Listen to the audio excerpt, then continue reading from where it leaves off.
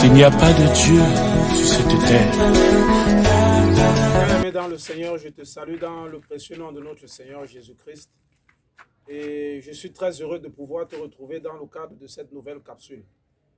Je rends gloire à Dieu parce que je crois que pour tous nos internautes, le Seigneur qui est notre seul secours, qui est notre seul rempart, a été avec vous durant tout le long de cette semaine où nous nous sommes séparés. Et je profite de cette occasion aussi pour dire merci à tous nos nouveaux abonnés, à tous nos anciens abonnés, à tous ceux qui commentent, à tous ceux qui partagent, à tous ceux qui likent.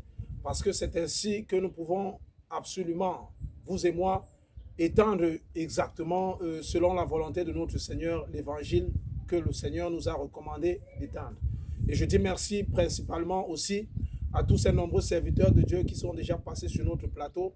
Et donc l'enseignement vous a permis d'une façon ou d'une autre de grandir spirituellement. Je pense principalement comme ça à mon frère Théodore, je pense aussi également à mon frère Magloire Latiana. Je pense aussi fortement au pasteur Jean-Calvin Moma qui nous a entretenu la semaine dernière sur la gloire de Dieu qui est une réalité. Je pense également bien évidemment à Bibi Son qui nous a parlé de connaître véritablement qui est Jésus-Christ. Et je profite aussi de l'occasion pour dire à nos nombreux internautes comme à Théo Thiem, par exemple, qui ne cesse de nous laisser des messages sur YouTube, que voilà mon frère, vraiment l'œuvre c'est avec toi.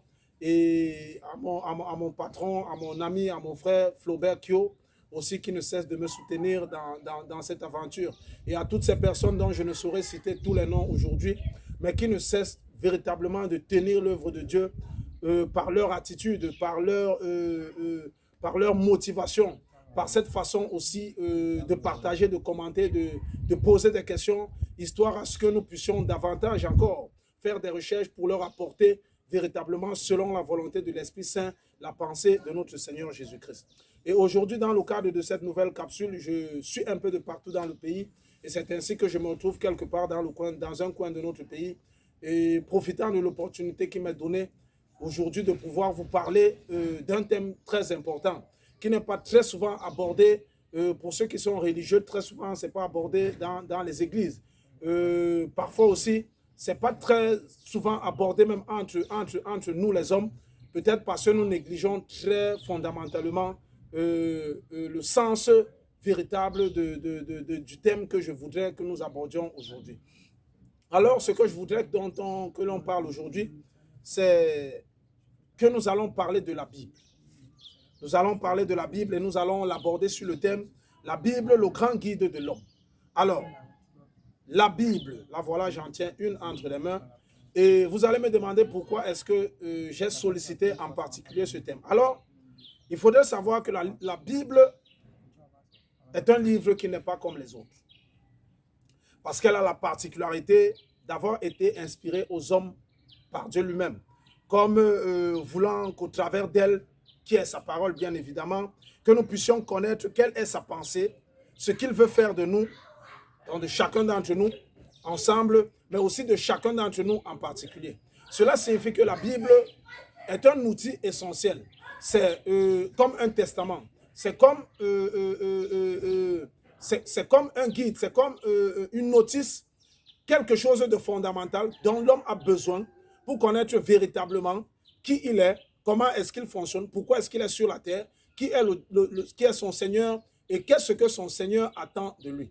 Et Dieu, pour la constituer, parce que nous avons parlé de la Bible et nous disons qu'elle est un livre qui n'est pas comme les autres. Pour l'écrire, Dieu va utiliser 40 personnes. 40 personnes pour écrire un ouvrage. On va tout de suite, chacun d'entre vous et moi, dire que ce n'est pas commun. Nous avons de grands écrivains aujourd'hui qui ont laissé de grands livres de partout dans le monde, des livres de référence, des livres qui ont apporté un impact dans les vies des hommes. Mais la différence entre ces livres et la Bible, qui est la parole de Dieu, est que Dieu, lui, va utiliser 40 personnes à des époques carrément différentes. C'est-à-dire avec des écarts allant de milliers d'années. C'est-à-dire que du premier à avoir écrit la Bible jusqu'au dernier à l'avoir clôturée, il aura fallu au moins 4 000 ou 5 000 ou 10 000 ans pour qu'elle puisse être cette œuvre que nous sommes en train de palper aujourd'hui et dont nous pouvons justement témoigner les bienfaits. Donc la particularité est que notre Seigneur va au fur et à mesure du temps choisir des personnes et les utiliser afin que de par l'utilisation qu'il va faire de ces hommes, de par la manifestation qu'il va donner comme impulsion dans la vie de ces hommes, que cela soit consigné pour que nous puissions justement connaître quelle est sa pensée. Donc Dieu va utiliser ces hommes au cours des siècles, au fur et à mesure, pour que nous puissions, pour qu'ils puissent consigner sa pensée, de manière à ce que, et toi et moi qui n'avions pas été à cette époque, que nous puissions profiter aujourd'hui justement de ce que Dieu veut fondamentalement que nous puissions être. Et elle est constituée de deux parties. Je suppose que chacun d'entre nous aujourd'hui, bien que nous soyons en train de parler de la Bible, en a une, ou du moins sait qu'il en existe au moins ces deux parties. Donc, il existe l'Ancien Testament, il existe aussi le Nouveau Testament. Alors, l'Ancien Testament sera cette première partie de la Bible dans laquelle le Seigneur va consigner des lois. Il va consigner des lois parce qu'à cette époque, le Seigneur va se révéler à certaines personnes. Des personnes qui parfois lui étaient disposées, et même quand tu n'étais pas disposé, tu utilisais par le moyen de la conviction.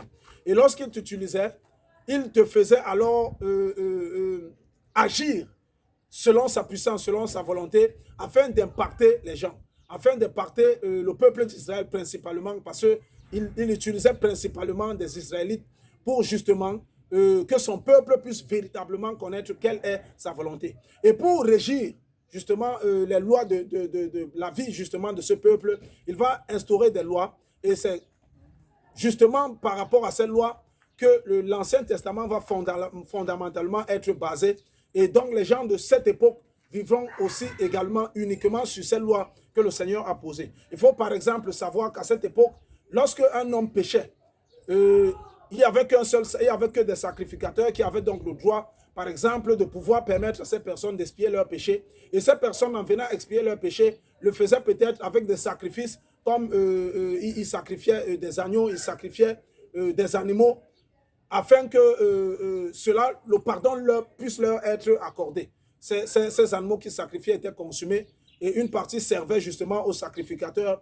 Et le Seigneur, lui, par rapport au fait que le sacrifice était consumé justement, lui, il en recevait un parfum de bonne odeur qui pouvait témoigner justement de la sincérité de celui qui, à cette époque, commettait la faute. Sauf que, lorsqu'on va arriver dans le Nouveau Testament, le Seigneur lui-même va arriver en tant qu'homme, en tant que Jésus-Christ, pour permettre aux hommes d'avoir un accès un peu plus facile à lui. Et c'est à partir de là, parce qu'on va se rendre compte que si pour chaque péché que nous commettons, il faudrait que nous sacrifions un animal, on va se rendre compte qu'il nous sera très difficile d'expier tous nos péchés. C'est pourquoi Dieu, nous aimant de tout son cœur, vraiment nous aimant vraiment dans toute sa volonté, va lui-même descendre en tant qu'homme pour nous permettre d'avoir justement accès à lui, pour nous permettre de pouvoir accéder à lui sans avoir recours à quelqu'un, sans avoir recours à un autre homme comme nous, et sans avoir recours à des sacrifices humains de quelque sorte que ce soit, mais simplement en nous tournant vers lui et en implorant miséricorde, en implorant que le Seigneur véritablement nous accorde la rédemption avec un cœur sincère de repentir. Et c'est ainsi qu'il va se faire homme, Jésus-Christ, et il va venir se sacrifier pour que toi et moi nous puissions aujourd'hui bénéficier de cet accès favorable et facile que nous avons aujourd'hui par rapport à lui. Alors, ce temps-là, ce temps-ci qui est celui du Nouveau Testament, est appelé donc le temps de la grâce. Donc, ces deux parties ne sont pas indissociables, parce que la parole de Dieu dit que Jésus dit qu'il n'est pas venu pour abolir la loi, mais il est venu pour l'accomplir. Ça veut dire que les lois existentielles déjà sont toujours en cours. La seule différence, c'est qu'aujourd'hui, en Jésus-Christ, elles sont expiées un peu plus facilement.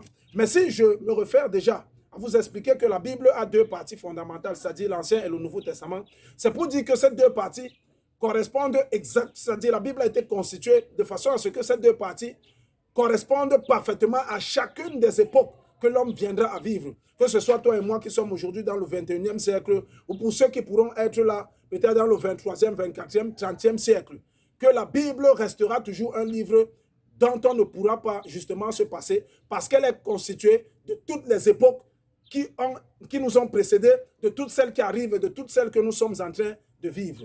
Et aujourd'hui, si je parle d'elle en déclarant qu'elle est le guide de l'homme, c'est parce que nous avons tous, chacun, vous et moi, une Bible à la maison. Nous en avons même aujourd'hui avec l'arrivée de la technologie. Nous en avons même dans nos téléphones. Mais nous ne prenons pas suffisamment de temps pour la lire. Nous allons constater que lorsque l'on a besoin d'acquérir de la connaissance, dans aucune école, tu vas trouver des élèves qui n'ont pas de livres. Pour acquérir de la connaissance, c'est avec des livres que la connaissance nous parvient. À l'école, pour chaque matière, il y a un livre. Ça veut dire que selon comme tu évolues dans ton apprentissage, les livres concernant cette matière évoluent également pour te permettre d'avoir une connaissance assez remplie de ce que tu es en train de rechercher. Par exemple, si tu as des besoins de devenir un homme d'affaires, tu vas chercher des ouvrages qui vont te permettre de connaître ce que c'est qu'un homme d'affaires. Pour tout ce dont on veut devenir, on a besoin de rechercher la connaissance par le moyen d'instruction, par des livres, par des revues, par des écrits que d'aucuns, peut-être ayant déjà vécu ces situations, peuvent nous apporter par leur connaissance. Mais dans le cadre de la Bible, elle est uniforme, elle ne change pas. Elle est constituée, les mêmes livres qui ont existé depuis des centaines d'années sont les mêmes qui existent aujourd'hui. À la seule différence que tous les livres existentiels aujourd'hui qui nous apportent une connaissance sont même dérivés eux-mêmes de la Bible. Parce que la Bible contient tout ce dont l'homme a besoin pour véritablement avoir une vie qui soit non seulement agréable à Dieu, mais qui lui permette à lui-même en tant qu'homme de véritablement vivre une vie paisible, une vie stable, une vie dans laquelle il est épanoui. Parce que la Bible est comme une notice et le Seigneur qui est notre Créateur a créé la Bible afin qu'elle puisse nous permettre, lorsque nous sommes dans un moment de faille, de difficulté, dans un moment d'allégresse, dans un moment de détresse, dans un moment de deuil, dans un moment de joie, dans quelques moments que ce soit, que nous puissions trouver soit la réponse, soit le réconfort, soit le soutien moral, spirituel dont nous avons besoin pour pouvoir nous mettre debout et continuer notre marche dans cette vie. Mais également, elle est aussi là pour nous permettre de savoir qu'il y a un Créateur qui est là et qui n'attend que nous. Mais pour que nous sachions ce dont le Créateur voudrait que nous fassions, nous avons besoin de nous référer à sa parole pour que nous puissions véritablement connaître quelle est sa pensée. Et c'est en cela que la Bible est un guide essentiellement important, le seul guide, le guide véritable dont tout homme a besoin pour une certaine forme d'élévation, pour une certaine forme de connaissance, pour une certaine forme comment est-ce que je dirais, pour une certaine forme de splendeur même, si je puis le dire, dans cette vie que nous sommes en train de mener. Parce que si tu ne te connais pas toi-même, comment est-ce que tu sauras exactement de quelle façon est-ce que tu as été constitué et ce pourquoi tu es sur cette terre? Si tu ne connais pas véritablement qui tu es, de qui tu tires ta force, ton énergie, la source de ta connaissance, comment est-ce que tu pourras impacter les autres? Je tiens à rappeler que personne n'est venu sur cette terre pour être un objet de passage. Mais nous sommes chacun d'entre nous, de façon individuelle et collective. Nous sommes ici-bas pour impacter, pour laisser des traces, pour marquer notre temps, pour marquer notre génération. Mais ce n'est qu'à travers la Bible que nous pouvons parvenir à le faire. Vous allez peut-être me dire qu'il y a des gens qui ont réussi au travers des créations, au travers même des inventions, sans avoir eu recours à la Bible. Je dirais que oui, vous avez raison, mais sachez que ces personnes qui ont réussi de cette manière ont certainement une partie de la Bible ancrée en elles, mais ne connaissent simplement pas les passages, ne connaissent certainement pas que ce qu'elles ont en elles est déjà décrit dans la parole de Dieu. Ces personnes vivent simplement une vie dans laquelle une partie de la parole de Dieu est en elles, mais ne connaissent pas véritablement que leur source d'inspiration est tirée de la parole de Dieu. Et j'irai plus loin en disant que si ces personnes aussi avaient pris le temps, que pendant qu'elles évoluaient dans la vie, avaient continué à chercher aussi dans la parole de Dieu quelle est véritablement aussi la volonté de Dieu, elles auraient davantage encore impacté parce qu'elles se seraient connues un peu mieux que ce qu'elles ont retenu d'elles-mêmes ou de ce qu'elles auront laissé comme passage sur cette terre. Quand je dis également que la Bible est un guide essentiel pour l'homme, je vais essayer de nous donner ici quelques exemples. Par exemple, c'est la parole de Dieu. Et la parole de Dieu va nous dire dans le livre d'Osée, chapitre 4, verset 6, que mon peuple périt faute de connaissance. Ça veut dire que le Seigneur lui-même reconnaît que pour que l'homme sorte, par exemple, de quelque situation que ce soit, il a besoin de connaissances pour savoir comment se tirer du pétrin. Et c'est dans ce sens que Dieu va prévoir le manuscrit, il va prévoir cette notice pour que l'homme, pour toute situation, avant de l'invoquer, se réfère à la notice pour savoir même ne serait-ce que pourquoi il se trouve dans cette situation, comment invoquer le Seigneur et comment s'en sortir par la suite. Je vais prendre quelques cas pratiques, par exemple. Si je parle, par exemple, de la détresse. Nous tous, nous avons déjà connu de la détresse. Mais est-ce que nous savons que la parole de Dieu, par exemple, a des versets qui pourraient nous permettre, qui sont là pour nous permettre de sortir de ce type de situation? Si je lis, par exemple, je vais essayer de nous lire, par exemple, Psaume chapitre 9, verset 9. Que dit Psaume chapitre 9, verset 9? Psaume chapitre 9, verset 9 nous dit: l'Éternel est un refuge pour l'opprimé, un refuge au temps de la détresse. Ça veut dire que si je suis touché dans mon âme propre, que je me sens dans la détresse, je me sens perturbé dans mon âme, et que je lis ce passage de la Bible qui me réconforte pour dire que l'Éternel est mon refuge, le réconfort va me permettre de sortir de cette détresse léthargique dans laquelle je me suis mis, parce que je saurais que je suis en train de me torturer, alors que le roi des rois, le créateur des créateurs, celui qui est souverain dans ma vie, est là pour moi. Si on peut même encore regarder, par exemple, dans le livre de Matthieu, chapitre 11, verset 28, Matthieu chapitre 11, verset 28 nous dit quoi? Venez à moi, vous tous qui êtes fatigués et chargés, et je vous donnerai du repos. Un peu pour te dire que, par exemple, si tu te sens dans la détresse et que tu lis, par exemple, cette parole de la Bible, elle va t'apporter du réconfort. Et ce réconfort va te permettre de te lever et de continuer ta marche, quelles que soient les situations par lesquelles tu es en train de passer. Et des versets comme celui-ci, dans le cadre seulement de la détresse, il y en a des dizaines et des dizaines et des dizaines, moyennant chacune des situations qu'un homme peut traverser. Si on essaie par exemple de regarder aussi, même pour la prospérité, que dit la prospérité? Que dit la Bible par rapport à la prospérité? On va essayer de lire par exemple Proverbe chapitre 10, verset 22 qui dit: c'est la bénédiction de Dieu qui enrichit, et il ne la fait suivre d'aucun chagrin. Ça veut dire que lorsque Dieu a décidé de te bénir, lorsque Dieu a décidé que ton heure de gloire, ton heure de prospérité a sonné, non seulement tu ne souffriras pas pendant que cela arrivera, mais personne ne pourra empêcher que cela arrive parce que cela te vient de lui. Un peu pour dire que, quelles qu'en soient les situations que tu traverses aujourd'hui, tu dois méditer ce passage, par exemple, dans ton cœur pour savoir que la bénédiction de Dieu est ce qui t'enrichira. La bénédiction de Dieu est ce qui t'enrichira. Mais pour connaître quelle est la bénédiction de Dieu, tu as besoin de te référer à sa parole pour savoir exactement ce que tu dois lui demander, comment est-ce que tu dois lui demander cela. Par exemple, pour la protection aussi, on peut regarder dans le livre d'Exode, chapitre 14, verset 14, on dit: c'est l'Éternel qui combattra pour vous, quant à vous gardez silence. Ça veut dire que pour tout ce dont l'homme se bat par lui-même, par ses propres moyens et ne parvient pas, c'est simplement parce que l'homme n'a pas connaissance, n'a pas conscience que Dieu ne le veut pas dans la souffrance.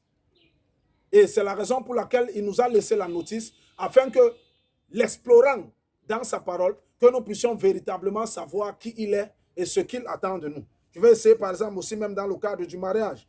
Par exemple, dans le livre de Proverbes, chapitre 18, verset 22, il dit: celui qui a trouvé la femme a trouvé le bonheur, et c'est une faveur qu'il a reçue de l'Éternel. Un peu pour te dire que aujourd'hui, nous nous battons parfois dans le désir de nous marier, dans le désir de trouver des femmes, dans le désir de fonder des familles. Mais est-ce que nous avons consulté la volonté de Dieu? Est-ce que nous savons que c'est ce que Dieu lui-même veut pour nous? Nous ne le savons pas parce que nous ne consultons pas sa notice, nous ne consultons pas sa parole. Il y a de nombreuses situations que tu traverses, bien-aimé mon frère, ma soeur, que tu sois chrétien ou pas, que tu sois athée ou pas, que tu sois incrédule ou pas. Il y a des situations que tu traverses actuellement, mais dont la réponse ne se trouve que dans cette parole, qui est la parole de notre Seigneur, qui est la parole qui peut te permettre de sortir de toute forme de situation dans laquelle tu es. Ou même alors, tu es peut-être en train de rechercher une certaine forme de prospérité, une certaine forme de stabilité, aussi bien matérielle, spirituelle que physique. Bien aimé, la réponse à toutes tes interrogations se situe dans la parole de Dieu. Et c'est ainsi que je rends grâce au Seigneur pour tous ces pasteurs qui aujourd'hui ne cessent de continuer à perpétrer l'œuvre de Dieu dans les ministères en donnant un enseignement pour permettre aux hommes d'essayer de titiller la pensée, de Dieu en essayant de la comprendre au travers de ces enseignements. Mais toi-même, mon frère, toi-même, ma soeur, tu as la possibilité aussi de développer ta connaissance en recherchant simplement à faire de ce livre un livre intime dans lequel tu recherches la volonté de notre Seigneur Jésus-Christ. Voilà, je vais m'arrêter là aujourd'hui et nous allons nous retrouver certainement la semaine prochaine sous un nouveau thème. En attendant, bien-aimé, garde ceci à l'esprit. tu as besoin de la parole de Dieu pour connaître qui tu es, pour connaître là où tu vas, pour connaître qui t'a créé, ce qu'il attend de toi et ce qu'il voudrait que tu sois. Que le Seigneur te bénisse.